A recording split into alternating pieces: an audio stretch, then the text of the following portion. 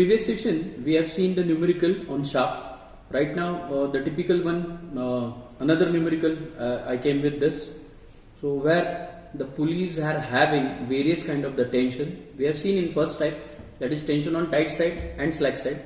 But when two pulleys are there, one is bigger and one is smaller. In that case, we have seen when belt acting toward vertically downward, it's okay. When two pulleys are there and two different kind of the force, as like vertical and horizontal is acting, for that case also we have seen. Right now we are going to see when the pulleys, the belt structure is having force in the inclined point of view. So in case of the inclination, what we'll have to do? So you can see the figure. This is the given figure. They have shown bearing A and D situated at this point, both the end. In between that, pulley B and pulley C is situated over here with the particular distance mentioned by them. Now B is the smaller pulley here and C is the bigger pulley. In case of the side view, you can see this will be the bigger pulley, which is having diameter 300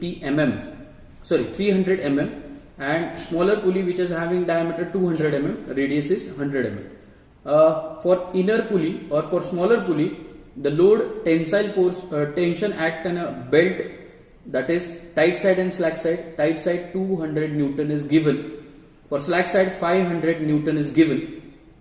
For the bigger pulley, that is pulley C, the load is acting, of course a wrap angle it will maintain, but it is having inclination with respect to vertical, that is 30 degree. You can see over here 30 degree. And for the inclination, this pulley makes an tensile force on tight side is 1500 Newton and for slack side 500 Newton with respect to angle 30 degree. So now this was the first case. Here we have seen vertical and horizontal force belts having force vertical and horizontal. In that case we have taken two planes. Here also we need to take a two plane. How? We can resolve this inclination. So how this we can resolve? I'll just put here, you can see this will be the vertical, this will be the horizontal of this.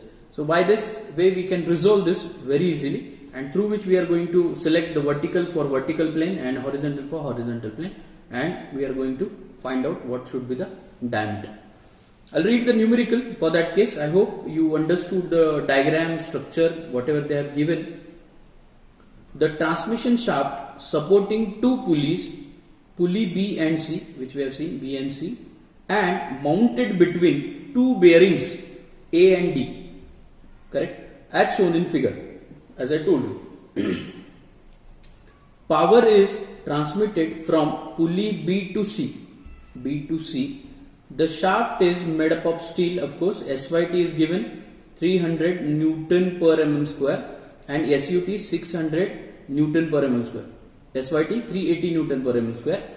The pulleys are keyed, keyway is present, to the shaft. Determine shaft diameter on the basis of ASME code. Having KB, that is combined shock and fatigue factor for bending, and for torsion it is 1. So 1.5 and 1 they have given. So here very important is ASME. They have given the ASME, not on the basis of strength. So for that we'll have to first of all use the ASME coding to calculating a permissible, that is maximum stress occur in the system. So you understood the diagram, you understood the numerical, the given data simultaneously I told you.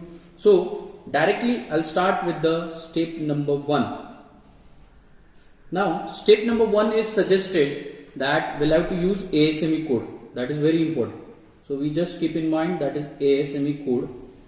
While using this ASME code, we know ASME code helps to find out the maximum shear stress when, that is, tau max is equal to 0.30 times SYT, correct, and 0.18 times SUT. So likewise, and select whichever be the minimum value out of that, and it will reduce up to 25%, so that we'll get the maximum shear stress.